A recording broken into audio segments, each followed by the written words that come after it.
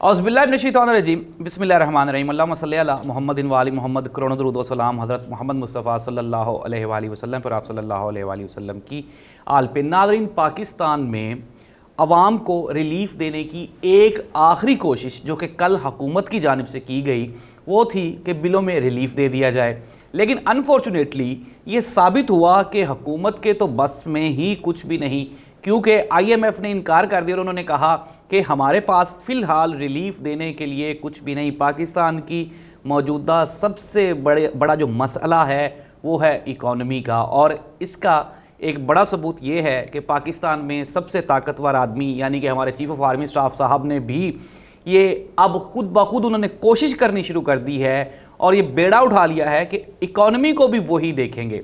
नाज़रीन, क्या पाकिस्तान में कोई बेहतरी आ सकती है? क्या हमारी ये जो मुआशी सूरत हाल है, ये जो बहरान है, क्या हम इसमें से बाहर निकल सकते हैं या फिर हम आहिस्ता आहिस्ता किसी मज़ीद गहरे गड्ढे में नीचे दबते जा रहे हैं? इसी चीज़ पे आज बात करने के लिए हमारे साथ माहिर मुआशियात हैं। ये डीन हैं यूनिवर्सिटी ऑफ लाहौर के, मोहम्मद मकबूल sahab. Maqbool sahab, welcome to show sir. Thank you, आपने टाइम दिया। मकबूल साहब से हम पूछेंगे और जानेंगे कि पाकिस्तान की मौजूदा मुआशी सूरत हाल। सर, सबसे पहले तो आप ये बताएं कि हम यहाँ तक पहुँचे कैसे? बिस्मिल्लाहिर्रहमानिर्रहीम। नकवी साहब, thank you for having me here.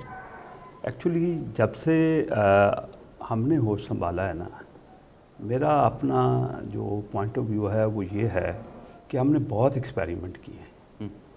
ये एक्सपेरिमेंट जो हम करते रहे हैं उसका रिज़ल्ट ये है कि हम उन नाकाम एक्सपेरिमेंट की वजह से आज यहाँ खड़े हैं। सही, ठीक है। अभी आपने कोई और एक्सपेरिमेंट कर लिया तो मेरा ख्याल है कि आप फर्दर गड्ढे में चले। मकबूल साहब, अगर हम एक्सपेरिमेंट्स की बात करें, आवाम को बता ही दें कि कौन कौन से एक्सपेरिमेंट्स हुए भला।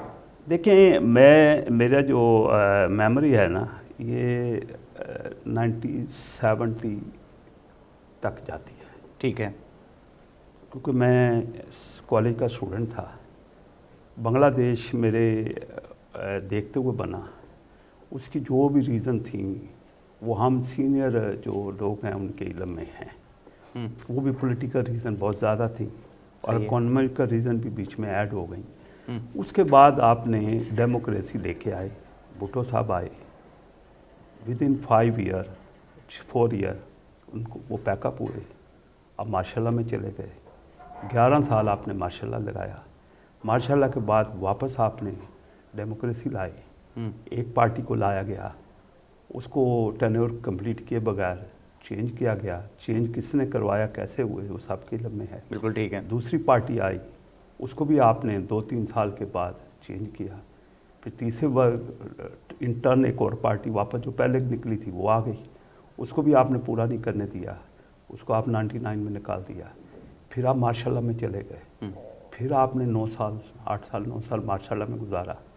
फिर आपके पास लिमिटेशन एग्जॉस्ट हो गई। फिर आपने पॉलिटिकल पार्टी को लेके आए।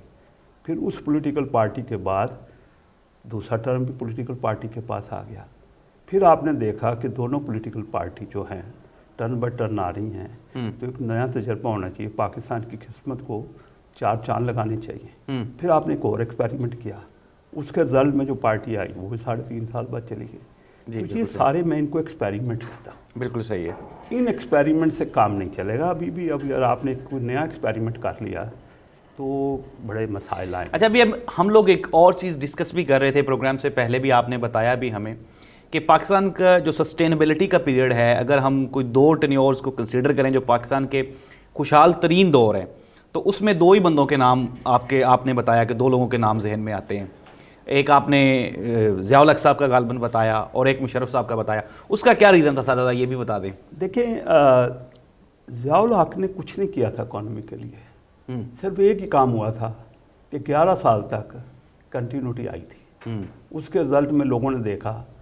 मैं भी पाकिस्तान वापस आया। मैं भी इंग्लैंड में एजुकेशन लेके कंप्लीट किया था। मेरे पास तो ऑप्शन थी कि मैं अपना कैरियर कहाँ पे स्टार्ट करूँ, पाकिस्तान में चला जाऊँगा।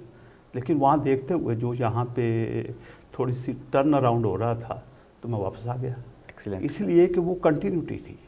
उसके बाद आप आ जाएं मुशर्रफ दौर में, अब मुशर्रफ साहब के दौर में। जी जी, 8-9 साल की वहाँ कंटिन्यूटी आई। मुशर्रफ ने कौन सी पॉलिसी इंट्रोड्यूस की? नथिंग।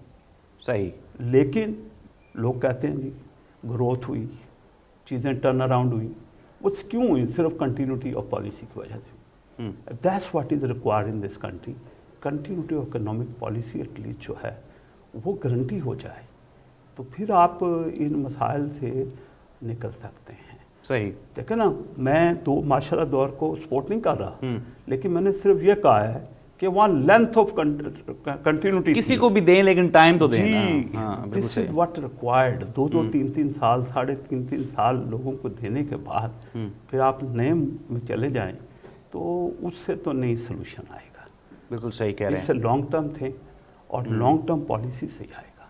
यानी कि अब अगर हम कोई हल अगर सोच रहे हैं तो वो यही है कि कंटिन्यूटी होनी चाहिए तसलसल में। अच्छा, अगर इसके अलावा एक और एक्सपेरिमेंट करने की तैयारी की जा रही है, ये लोग बातें कर रहे हैं या सोच रहे हैं कि अब जिस तरह से हमारे चीफ ऑफ आर्मी स्टाफ ने कल बताया कि जी तीनों पार्टीज़ करप्ट हैं, लेकिन फिर वही वाली आपके वाली बात कि उन्होंने नाम एक पार्टी के 4 बंदों के ले दिए और एतमाद अब तीनों पार्टियों पे नहीं है। अब इन तीनों पार्टियों के अलावा एक चौथी पार्टी भी है पाकिस्तान में, जो कि आई थिंक सो दैट कि अब उसको चलाने का कोई प्लान किया जा रहा है। क्या ये सूदमंद होगी? देखें, जो स्टेटमेंट मैंने जिस हद तक वो रीड की है, उन्होंने कहा कि सारी पार्टियों में करप्ट लोग हैं। उन्होंने ये नहीं कहा कि सारी पार्टियां करप्ट हैं। और दुनिया भर में हर पार्टी में करप्ट लोग होते हैं। अच्छा जी। ये पार्टी का काम है कि उनको टेक केयर करे, उनको निकाले, उनसे अपने आप को पाक करे। और सिस्टम का काम है आपका कि ऐसे लोगों को करें। अब आपका सिस्टम ऐसा है कि 3.5 साल तक कोई किसी के खिलाफ केस नहीं निकलता, तो आप कहते हैं इस सिस्टम में किसी को पकड़ना बड़ा मुश्किल है। राइट। तो वो पॉइंट जो है ना, मेरा ख्याल नहीं है कि मैं ये बिलीव नहीं करता कि करंट जो इस वक्त सिनेरियो है उसमें जो एस्टेब्लिशमेंट है उसका ये मूड है कि इसको टूल दे दिया जाए और इकोनॉमिक रिवाइवल के नाम से कुछ काले हुए के और एक्सपेरिमेंट होगा। मैं जो फील करता हूँ वो ऐसा नहीं है। वो ऐसा है कि वो पार्टिसिपेट करना चाहते हैं इकोनॉमिक रिकवरी में।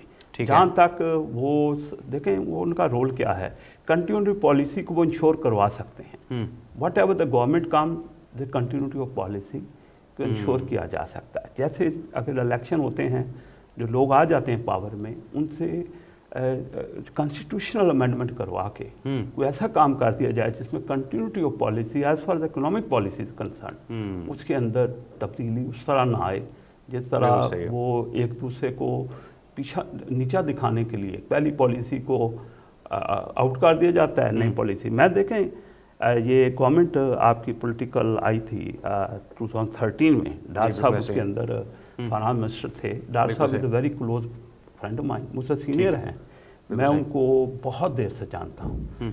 और उसमें उन्होंने टर्न अराउंड किया, एक स्टेज पे गए, 17 तक आपका मुल्क ग्रोथ में था, ग्रोथ मोड था, सारे फैक्टर निकाल लें, आप ग्रोथ मोड में थे।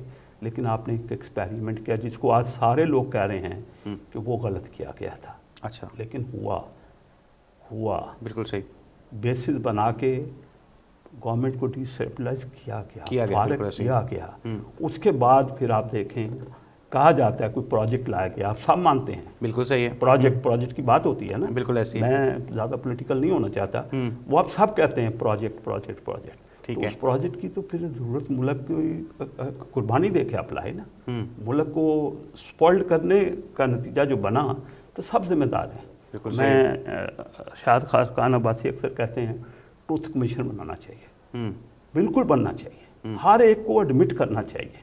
अगर आपने जो कहा जो गंभीर हालात हैं, ये वाकई बड़े गंभीर हालात हैं, ये अलग डिबेट है कि इसका सलूशन है क्या, हम करेंगे। आज वो लोग जिनको मैं देखता था आज से 5-7 साल पहले, जब उनसे बात की जाती थी कि 10-15 साल पहले कि इमिग्रेशन ले लो, माइग्रेट कर लो, तो वो मुल्क की मोहब्बत में माइग्रेट नहीं करते थे, बिल्कुल। आज वही लोग 15 साल बाद मुझे पूछते हैं कि जी कैसे बाहर जाके सेटल हुआ जा सकता है, क्योंकि यहाँ तो कुछ नहीं रहा। ये जब ये आपकी इंटेलिजेंसिया से सोचना शुरू कर दे, आपका जो मेंटल एसेट्स हैं वो जो सोचना शुरू कर दें, तो कंट्री के लिए बहुत खौफनाक हो जाए। दो चीज़ें, एक ड्रेन जो है, ब्रेन जो आपका है, ब्रेन ड्रेन बिल्कुल है, उसकी ड्रेनेज, और एक आपकी कैपिटल की ड्रेनेज, ये किलिंग होती हैं, राइट। वैसे। तो इनको देखें ना, दूसरे कंट्रीज ने इमिग्रेशन ओपन किए हुए हैं जहां वो लोगों को, एक हाई स्किल्ड लोगों को लेते हैं, मैं समझता हूँ पले पलाए बच्चों को अडॉप्ट कर रहे होते हैं ताकि वो कमा के दें यहाँ। हमारे यहाँ से लोग भाग रहे हैं, तो हमें ये देखना है कि उसकी क्या वजह है, हम किस तरह उसको ब्रेन जो ड्रेनेज बिल्कुल सही है है। और जो कैपिटल ड्रेनेज को रोक सकते हैं, और किस तरह हम अच्छा सोसाइटी। मकबूल साहब, अभी एक बात आपने की और आपने वो एक्सपेरिमेंट का भी बताया कि बीच में जो हमने किया, और अगर हम इकॉनमी की बात करें तो हमने जहाँ तक सुना या पढ़ा या जाना कि खान साहब के दौर में जीडीपी जो थी वो भी स्टेबल हो गई थी हमारी, अप्रोक्सीमेटली कुछ 6 पे चली गई। फिर उसके बाद फॉरेन एसेट रिजर्व्स जो थे वो भी स्टेबल थे काफ़ी, और फिर उसके बाद फिर दोबारा अभी जब ये रिसेंटली 1.5 साल की गवर्नमेंट आई है, इसमें भी इसहाक डार साहब थे और मुस्लिम लीग नून की गवर्नमेंट थी। तो क्या आप नहीं ये समझते कि खान साहब की जो 3.5 साल हैं वो बेटर थे, ये जो 1.5 साल पीडीएम या नून लीग की सरबराही में थे, इसहाक डार साहब भी उसी में शामिल थे? देखिए, मेरा स्टेट बयान जो होगा ना वो तो पॉलिटिकल हो जाएगा। मैं सिर्फ ये कहूँगा कि जब नो कॉन्फिडेंस हुआ उस वक्त सिचुएशन क्या थी, असल वो है। बीच में अगर ग्रोथ आई थी एक आधा साल, नेगेटिव भी गए, कोविड भी आया, लेकिन जो पॉलिसी का इफेक्ट है ना वो उस तरह नज़र नहीं आया। क्यों? उसकी वजह मैं बता देता हूँ। मेरे नज़दीक उसकी वजह ये थी जो पॉलिटिकल अनसर्टेनिटी पाकिस्तान में थी। मुझे किसी ने जो लबर थे उस वक़्त जो रजीम था, उसके मेरे दोस्त वो मुझे कहते थे कि मुल्क तरक्की क्यों नहीं कर रहा, तो मैं उन्हें एक बात कहता था, ये नहीं करेगा क्योंकि हमारा पॉलिटिकल अनसर्टेनिटी है। हमने दूसरी पॉलिटिकल पार्टी को ऑन बोर्ड नहीं ले रहे, लिफ्ट नहीं करा रहे। शायद जो गवर्नमेंट कर रहे थे उनके ध्यान में था कि अगर हमने दूसरी पॉलिटिकल पार्टी को गालियां निकालना बंद कर दी तो हमारी अपनी सपोर्ट कम हो जाएगी, उससे मुल्क को नुकसान हुआ। पोलराइजेशन इंक्रीज हुई, कोई सोसाइटी पोलराइजेशन को बर्दाश्त नहीं कर सकती। इस वक्त आप एक्सट्रीम लेवल ऑफ पोलराइजेशन के अंदर हैं, बिल्कुल। और बहुत बड़ा आपका रोल है कि how to bring the society back to normal और टुगेदर, अगर आपने आगे बढ़ना है तो ये एक बहुत बड़ी चीज़ है। और देखिए, मैं तो ये पॉलिसीज़, तो ये जो इकॉनमी आपने कहा थोड़ी बहुत शो करती है, रंग शो करती है, मैं तो समझता हूँ कि वो क्यों फिर एंड पे सट नहीं करती। मेरे हिसाब से 3 ऐसे एरियाज़ हैं जिनको आप एड्रेस करेंगे तो रिजल्टेंट इकॉनमी होगा। एक आपकी एजुकेशन, एक आपका जुडिशियल सिस्टम, और एक आपका लॉ एंड ऑर्डर के लिए पॉलिसिंग सिस्टम। ये स्ट्रॉन्ग और ऑनेस्ट नहीं होगा जब तक आपकी इकोनॉमी के अंदर इफेक्ट नहीं आएंगे। डॉक्टर साहब, बहुत अगर हम सर बात करें तो ये जो 3 सिस्टम आपने बताया पाकिस्तान में, तो तीनों का ही बेड़ा गर्क है, ये तो हम सबके सामने है। अच्छा, क्योंकि टाइम भी कम होगा, इंडिया हमसे बहुत बेहतर है, हमसे बहुत आगे है, उसकी क्या वजह है? मैं अगेन कहूँगा कंसिस्टेंसी, कंटिन्यूटी। आप देखें वहाँ जो कब से कांग्रेस गवर्नमेंट करती रही और कब से आउट हुई है, राइट। जब वो कांग्रेस कर रही थी उस वक़्त वो कंटिन्यूटी से आते जा रहे थे, फिर जब बीजेपी आई कंटिन्यूटी से आई, कंटिन्यू किया उन्होंने, राइट। तो फिर उनकी पॉलिसी उनको उन्होंने एड्रेस किया, कंटिन्यूस पॉलिसी। ये नहीं कि आप बीजेपी आई तो उसने बिल्कुल टर्न अराउंड करके पॉलिसीज़ को स्क्रैप करके नई पॉलिसी पे चले गए, ऐसा नहीं हुआ, बिल्कुल राइट। तो वो अभी जिस स्टेज पे हैं, मैं लास्ट ईयर नवंबर में इंडिया गया था, वहाँ वर्ल्ड कांग्रेस ऑफ अकाउंटेंट हो रही थी, उसको मैंने अटेंड किया था, वहाँ मैंने उनके स्पीकर्स को सुना था, राइट। तो वो बहरहाल उन्होंने एक रास्ता अपना अडॉप्ट किया है। एक वक्त था कि हम उनका जिक्र करना उसका नहीं लेते थे, लेकिन चूँकि उन्होंने तरक्की की है और उनका एक रोल मॉडल है, हमें उसको स्टडी करना चाहिए, उस बेस पे जाना चाहिए, what are the positive point.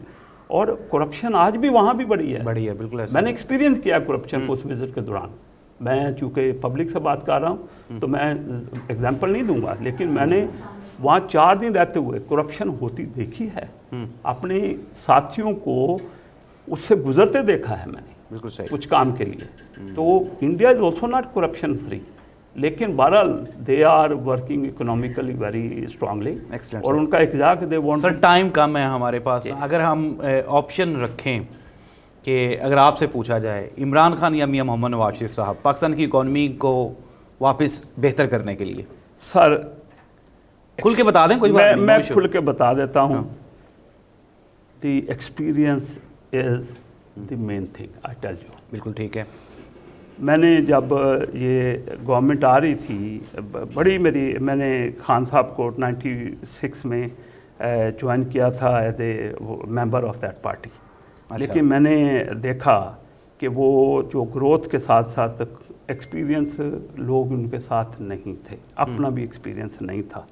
मैंने इस वजह से वोट देने में थोड़ी सी देखता था, हेजिटेशन होती थी दें ना दें। लेकिन मैं आज भी आपको बताता हूँ, दुनिया एक्सपीरियंस पॉलिटिशियन से फ़ायदा लेती है। हम सीनियर पॉलिटिशियन को डंप करना चाहते हैं। महातिर मोहम्मद 90 साल की एज में वापस आया, राइट। आपको ये आपके इस वक्त जो बाइडन है, बिल्कुल ऐसे as experience is there. I think you don't have to make experiment, आपको एक्सपीरियंस। अब एक्सपीरियंस तो खान साहब का भी 3.5 साल का हो गया। 3.5 साल और 30 साल बड़ा फ़र्क होता है। अच्छा, वो उसी पाइप से गुजरे हैं जिससे ये पार्टी गुजरी है। तो 18 महीनों में अपने भाई को कुछ नहीं बताया मियां साहब ने? शहबाज शरीफ साहब मेरा ख्याल अपना पर्सनल है, मैं आई मे बी रॉन्ग, मेरी पर्सनल ओपिनियन है, मियां साहब ने उस गवर्नमेंट को ओन नहीं किया। मैं समझता हूँ वो आज भी आएंगे हाथ झाड़ देंगे कि उस गवर्नमेंट से उनका कोई लेना देना नहीं था। उन्होंने तो कह दिया था कि जाओ इलेक्शन में चले जाओ, वो तो कह देंगे, राइट। वो उन्होंने इस गवर्नमेंट को कोई ब्लेसिंग नहीं दी हुई। वो उन्होंने अपना इस पॉइंट ऑफ व्यू से कभी भी क्लेम कर देंगे कि वो तो गवर्नमेंट जो है मेरी बात। सर मायूसी है यूथ में, अमूमन हमारे बच्चों में और आजकल के नौजवान नस्ल में, क्या कोई ऐसा कोई मैसेज इनके लिए, वो जिस तरह हमने पहले ही बात की कि पैवस्ता रह शजर से उम्मीदें बाहर रख, तो हमें उम्मीदें बाहर रखनी है या फिर हम भी इमिग्रेशन का कोई सोचना शुरू कर दें?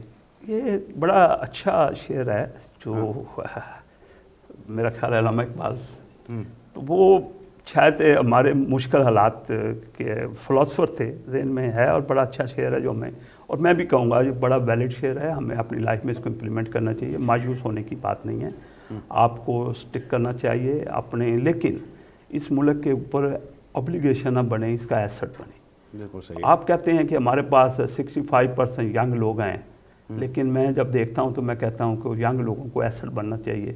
वो एसेट नहीं है, वो चैनलाइज नहीं हुए, मोबिलाइज नहीं हुए, उनको एसेट बनना है। एसेट बनेंगे तो इंडिया ने उसी जनरेशन से काम लेते हुए इस स्टेज पे पहुंचा है। इंडिया ने क्या किया, जब उसकी करंट जनरेशन ने परफॉर्म करना शुरू किया है, जिसको आप हरफ आम में आईटी कहते हैं, बिल्कुल ऐसे ही, राइट, तो यंग जनरेशन ने किया है। आज उनका बाबा तो उसी तरह हमारी तरह ही फिंगर से टाइप कर रहा है, बिल्कुल सही। और ये उस यंग जनरेशन ने ये सारा कुछ चेंज किया है। तो मैं समझता हूँ कि यंग जनरेशन को डिसहार्ट नहीं होना चाहिए, लेकिन उन्हें अपने आप को एसेट में कन्वर्ट करना चाहिए। इस मुल्क की बड़ी खिदमत होगी, ये खुदादाद रियासत है, हम सब का फ़र्ज़ है कि इसके लिए काम करें। तो जो हमने थोड़ी डिस्कशन किया पॉलिटिक्स में, वो फैक्ट्स बयान नहीं हो सकते थे अगर उन्होंने वाक़ा कहा, उन चीज़ों को अगर जिक्र हम ना करते। बिल्कुल सही। तो इसलिए मैं माज़ूर खां हूँ कि मुझे कुछ आपने ऐसी सिचुएशन डाला कि मैं कुछ एग्जांपल से बात करूँ। बिल्कुल सही है। तो इसलिए मैंने एग्जांपल से बात किया, और मेरा ख्याल है कि मैं एज ए एंटरप्रेन्योर उस बंदे को जगह देता हूँ जो मैं देखता हूँ जिसमें काबिलियत है, एक्सपीरियंस है।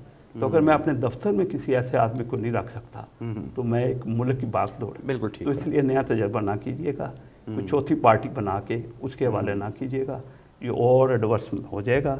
आपको इन्हीं को चैनलाइज करना है, सिस्टम को मजबूत करें, इन्हीं में से करप्ट एलिमेंट जो हैं वो आउट हो जाए, आइसोलेट कर दिया जाए, राइट, वो ज़्यादा इंपॉर्टेंट है रादर दैन कि नए तजर्बे से नई पार्टियाँ खड़ी कर लें। मैं उस हक में नहीं। एक्सीलेंट। तो नाज़रीन, मोहम्मद मकबूल साहब थे हमारे साथ, डीन थे, और मकबूल साहब की बातों से हमने एक चीज़ तो चलें एज्यूम की कि मायूसी जितनी भी हो वो इंशाअल्लाह बिल आखिर ख़त्म हो जाने वाली है। पाकिस्तान में पॉलिटिकल स्टेबिलिटी, इकोनॉमिकल स्टेबिलिटी का पेश खैमा होगी, और यही कहा जा रहा है कि बजाय इसके कि चौथी पार्टी बनाई जाए, उन 3 पार्टीज़ को ही मौका दिया जाए और आवाम जिनका इंतखाब करे इक़्तिदार उनके हवाले कर देना चाहिए। बहुत शुक्रिया नाज़रीन, आपने प्रोग्राम देखा। हमें अपने फीडबैक से ज़रूर आगाह कीजिएगा। अल्लाह हाफिज़।